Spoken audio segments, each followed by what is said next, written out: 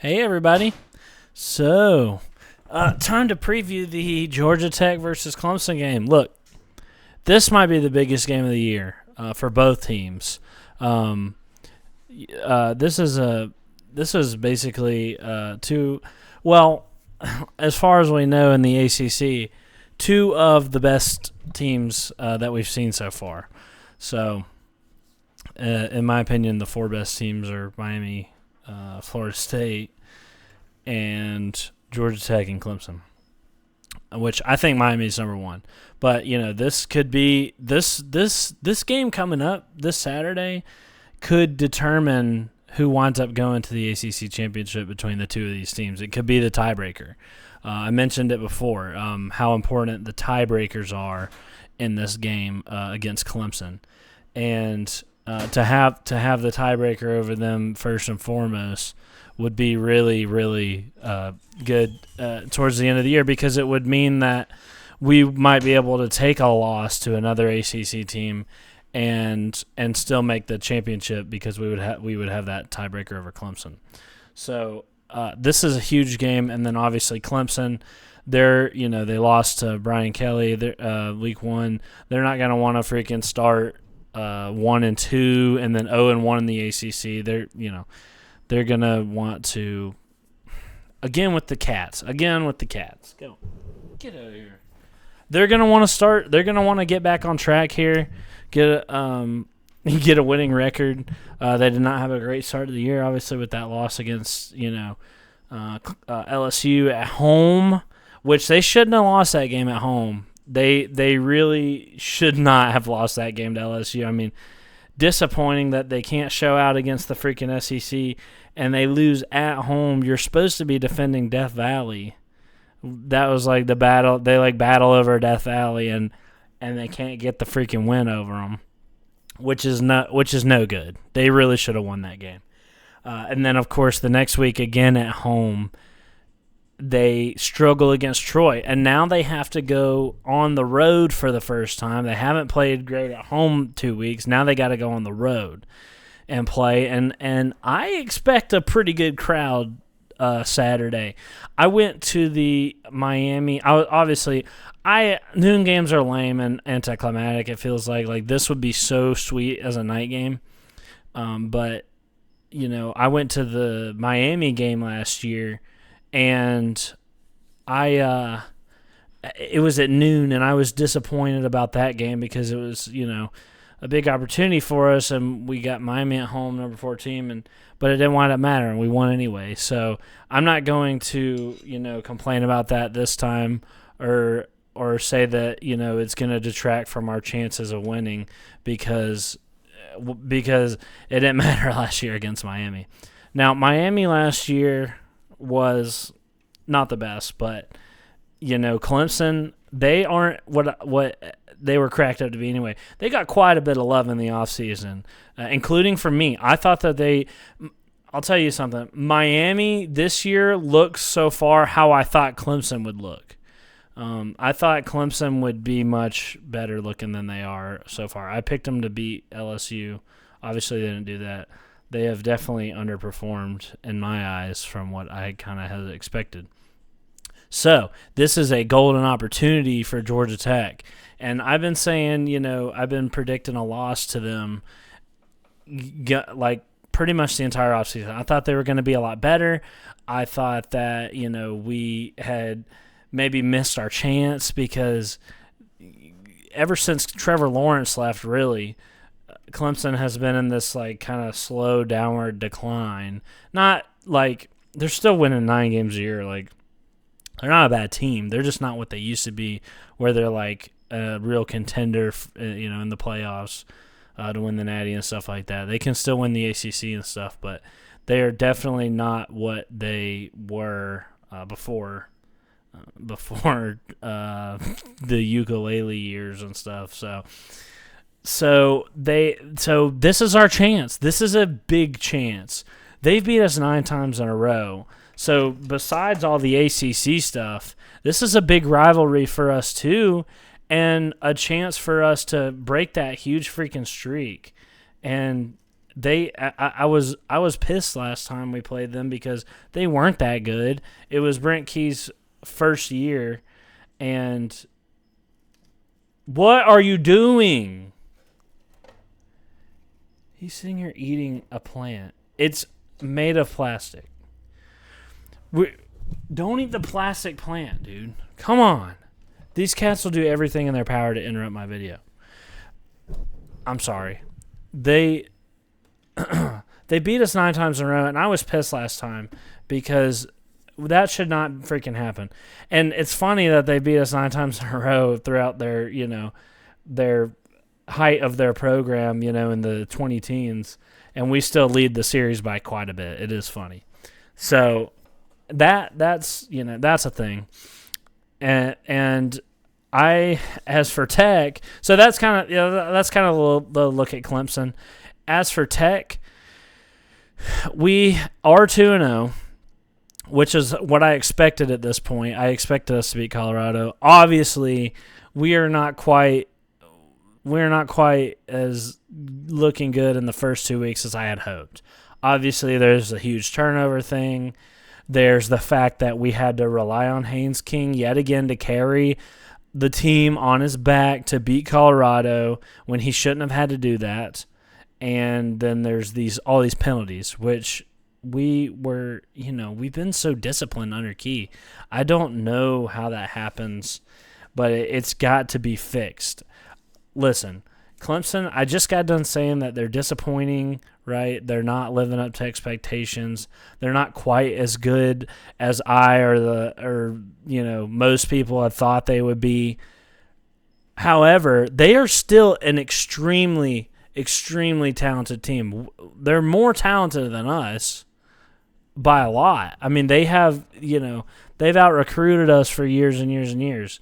So they've got the more talent. And if we screw around, if we don't play, I think we have to play not a perfect game. You can't play a perfect game. But not only do we not need to turn the ball over, we need to be plus in the turnover margin, I think, to get the win. Because you're not going to get the same 12 performances from a team throughout a season. You're going to get 12 different versions of the same team.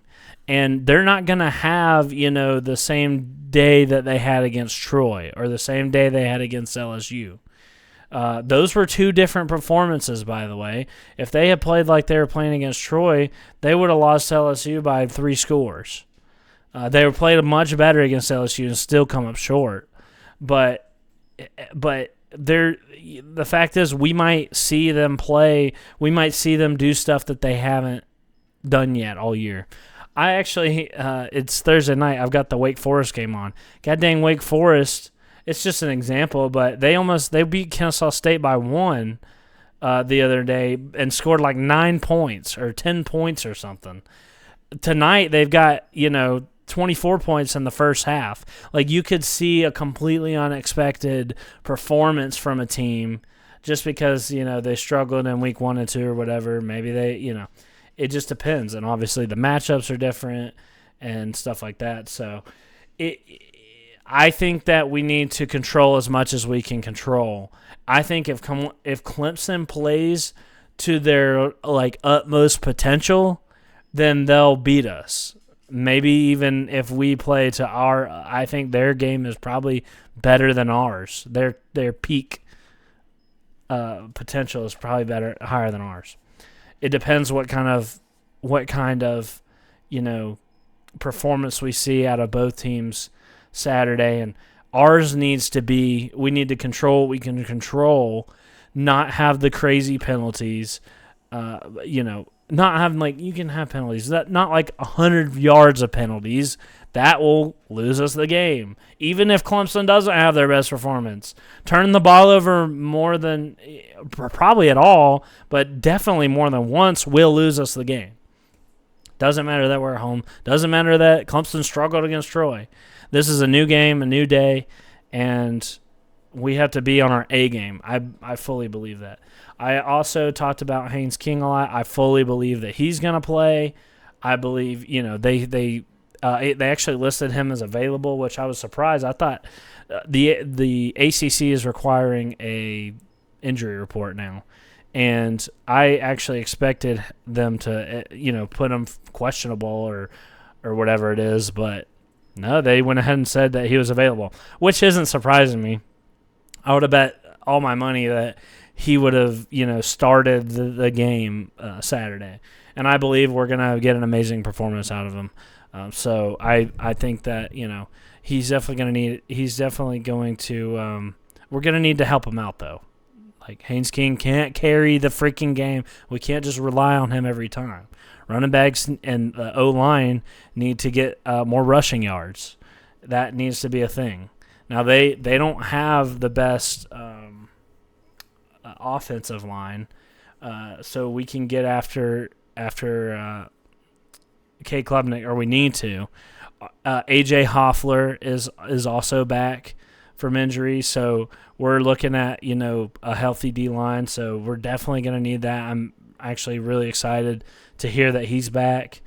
The injury report today, Key came out in his press conference, and he cleared everybody that had been missing. Rodney Shelley also back. So defense needs to be in full strength, and it sounds like they're going to be. So that's very good news for Tech, because we need all the help we can get on the D-line.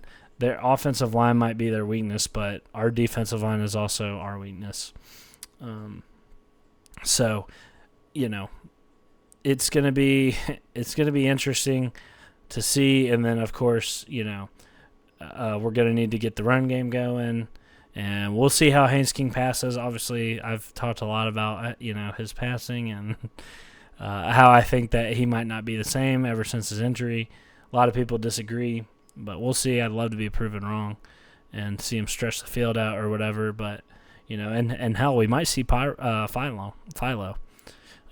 It depends on Haynes King health. We've talked about this a lot. Like, I don't think the game plan would be to play them both. I think that they only do that if Haynes King is hurt in some way. And a lot of people were saying that he was holding his hip because he was out last week with a lower body injury, apparently. So, is what they reported. So, a lot of people saying he was holding his hip after plays in the Colorado game. Doesn't surprise me. We gotta help him out. We gotta be a better team around him, so he doesn't get killed. And it's gonna be important. We need to be a more well-rounded team. We definitely can't rely. A lot of people saying that we're one-dimensional, which I think is a little harsh, because we definitely still have a creative, playbook. Even if the one, even if throwing passing plays over a certain amount of yard are taken away, we still have a really creative playbook. We do all kind of stuff. I still don't agree that we're one dimensional. And even I've been saying that Haynes King's shoulder might be, not the same as it used to be, but still. We're throwing passes out of the backfield to the running back sweeps and all kind of stuff. We have talented running backs. We have great receivers, and we get the tight ends involved. Like, it's not one dimensional. It's just not one dimensional. So I don't believe that. And I was wondering how we're going to move the ball on Clemson's defense, because they're obviously strength is defense. So we're going to have to, if we're going to want to move the ball on them, we're going to have to help Haynes King out. We can't just rely on him to carry this game. Can't say that enough, really. And that goes for really every game. But yeah, this is an extremely important game for us. I'm going to be at the game, so I'm going to be going with my buddy Rec Talk. So neither of us will be streaming, unfortunately, but we will be there. And you should be too. We need to pack out the place, get a really good home field advantage. There's a lot of excitement around Tech football right now. And god dang it, I'm freaking pumped for this game. This has got to be the biggest game of the year. We're not just playing for a bowl berth anymore. Like, this year, we have ACC title hopes, right? This is the first step, and this is probably the most important game on our path to that. Obviously you got to win you got to win almost all of your ACC games to get there. But this is as far as the tiebreaker, this is the most important one. And the past few years have been okay. We're rebuilding. We're trying to get to a bowl. Just win as many games as you can. A couple upsets, exciting stuff like that. And so, no one game besides like the Georgia game, which is a big rivalry, was more important than the other. It felt like like obviously you want to win the games against FCS and stuff, which you could say were more important to win than others. But other than that, like no one ACC game or anything like that was critical to whatever our goals were. We just wanted to win, enough games to make a good bowl and on our path to rebuilding. But this year, we've got a freaking good team, a solid squad, really good players. Haynes King is his final season. We want ACC title, right? This is their chance. This is as big as the ACC title itself. This game, obviously, you have a whole season ahead of you. Consistency has been something that I've harped on. Like this team can't win as the favorite. Like they have problems like that, right? So you have a whole season ahead of you that even if you did beat Clemson, you could still lose 2 games further on in the ACC and, not make the title game. But as far as tiebreakers and getting into the ACC game, this is the single most important game that we've played in a long time, I think. I mean, when's the last time we had, hopes for the ACC? I'm trying to think. Like, I don't know. 2014? I don't know. I was at that ACC title game, and I hope to be there again this year. But all starts with this game against Clemson Saturday. It's going to be a really exciting game. The line for the game started out at like 9.5. It's down to 2.5. That's actually a really bad red flag. A lot of the time when the public is on one team, you go the opposite tends to happen. And I could totally see us losing. So we got to play our best game. We really do. A lot of people are excited. A lot of eyes on Georgia Tech this weekend. We're getting national attention. A lot of people have us winning the ACC, like making the title, like making the dang playoffs. Like so many people are just showing love and respect to Georgia Tech now that didn't used to happen, and it's a far cry. I say this every time. It's a far cry from when I started YouTube and Jeff Collins was our coach. He was awful, and now we're here, with tons of attention on the game and. It's just it's a huge opportunity, a huge game. Can't stress that enough. So be there. If you're not freaking going, what's wrong with you? I get not everybody can go and tickets are expensive, but if you can at all, you should go. Be loud. Wear white, or it's a whiteout. And I'll be there if anybody wants to come hang out. I'll be there. Me, Rec Talk, and our buddy Pigskin Pete, who. By the way, I do a show, if you don't know, every Tuesday night for the past 4 years. I've done the ACC show on Pigskin Pete's channel. He's a Clemson fan, so this is a big game for him too, and for us. So we call it the ACC Showdown, and he's going to be there with us, and then a couple other guys from the YouTube football community are going to be there. And if you want to come see us, say what's up. We're going to be in section 102, row 7, I believe. And so, you can come say, hey, what's up? You can come beat my ass if you want. It seems like a lot of people want to do that lately. So if you want to come kick my ass, I'll be in section 102, row 7. So come and do that if you can. But take a swing at me, you better not miss. That's all I can say. Anyway, I'm going to be freaking jacked up Saturday. I'm going to be ready to rush the field. Obviously, I was at the Miami game last year at noon, carried the goalpost to the president's house, jumped in the pool, ran from the cops, filmed it all, put it on YouTube, all my freaking crimes that I committed that day. So, and I'm going to do it all over again if we win Saturday. So, I'm going to be so freaking excited. So dad dang.